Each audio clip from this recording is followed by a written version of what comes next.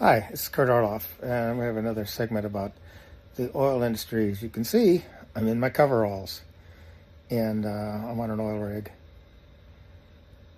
This is a land rig in southeast Texas,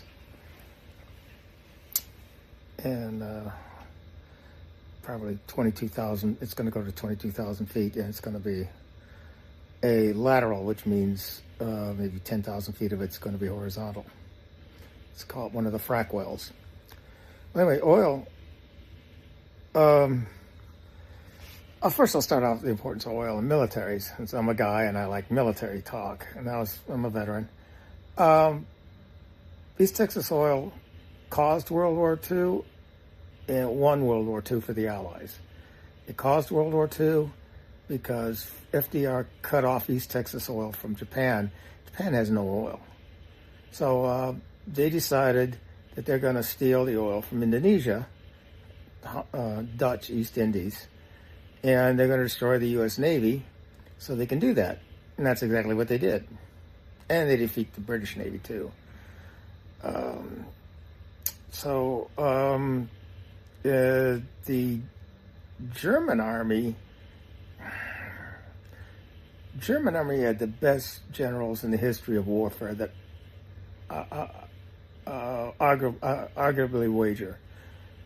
But they weren't very good at logistics. They didn't understand the importance of logistics. Amateurs talk about operations, professionals talk about logistics. And logistics, number one in logistics is how to get oil to your machines. Your machine is just nothing. It's a pillbox unless it can move. And the Germans really didn't take this into consideration when they invaded Russia. They knew they could only move for 3 weeks, and after that it stalled. Barbarossa stalled 3 weeks. Then they decided to, they being Hitler, decided to concentrate on getting the oil from the Caucasus, Baku, Azerbaijan. But by then it was a little late in the game because they were stalled in Stalingrad, and they just didn't have enough troops or just didn't have enough material and so much land. They didn't have the oil to get to the oil. So they didn't get the Caucasus oil, and most of the hydrocarbons Germany used in World War II was synthetic.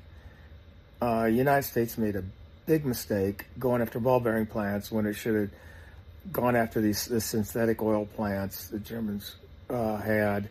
And although attacking Ploesti in Romania, is the biggest giant refinery, was very, very intense during World War II. It needed to be even more intense because oil by itself is pretty useless. You got to refine it, turn it into a product.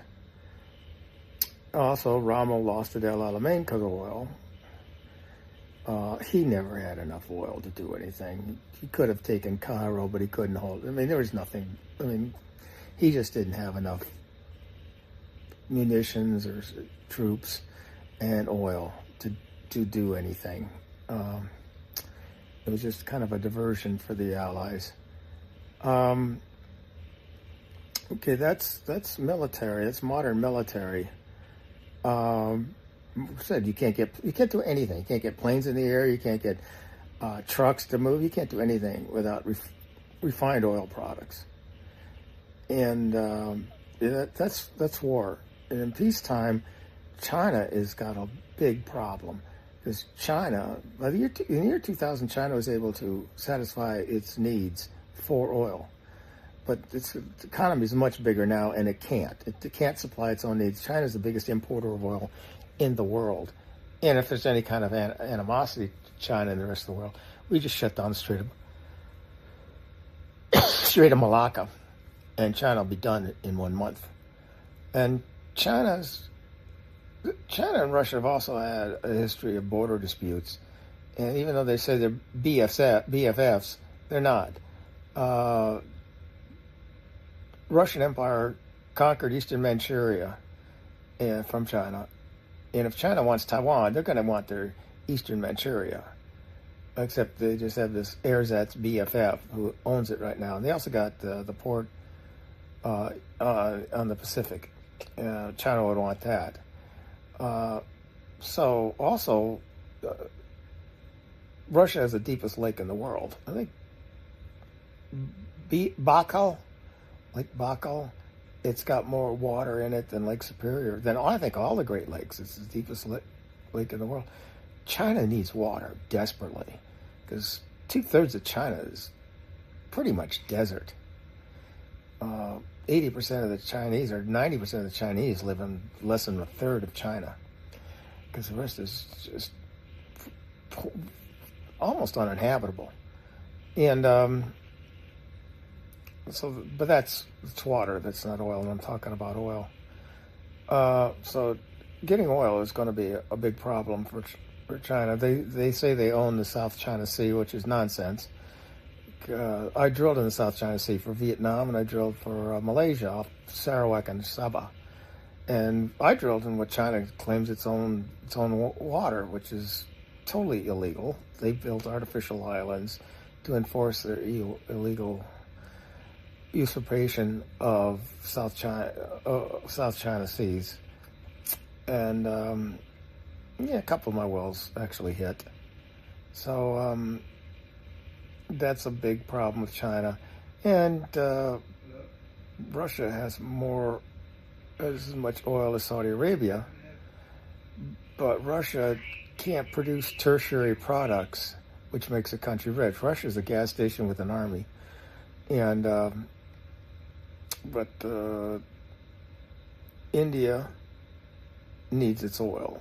I drilled offshore India. India just cannot satisfy its needs for oil, so it imports Russian oil, and that's why it's neutral in the Ukrainian war, because morality goes out the window when you need resources.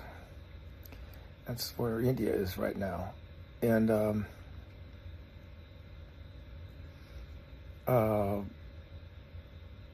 the country that has the most oil is Venezuela, but that's why it's poor country. That's a topic for another day, and I'll go over that. Why the country that has the most oil is poor. Used to be rich, now it's poor. So that's the geopolitical importance of oil. It can't be understated. Wars are fought over oil. Wars are fought over pipelines. The Iraq War was fought over an alleged pipeline. Who was going to lay the pipeline, and where was it going to go? And that's one conspiracy theorists say one of the reasons we fought Saddam Hussein, because Saddam Hussein had an idea where the pipeline was going to go, and we had an idea where we wanted it to go. So we fought Saddam Hussein over a pipeline. And of course, there's the pipeline that was blown up in the North Sea, not the North Sea, the Baltic, that was going to Germany. So pipelines, it's all part of the infrastructure. It's all part of the oil industry. Drilling the oil, refining it, and getting it to market.